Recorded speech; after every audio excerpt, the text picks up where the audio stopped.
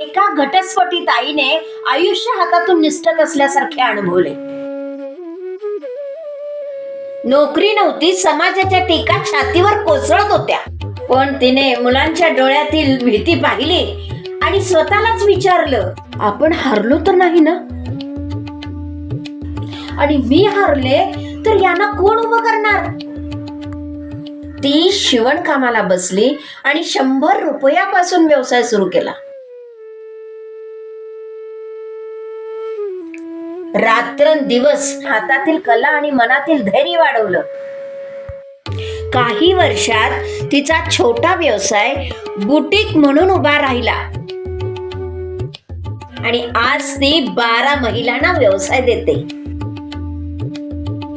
ती म्हणते, ताकद कुठेही नसते, आतमध्येच असते. ती फक्त जागवायची असते.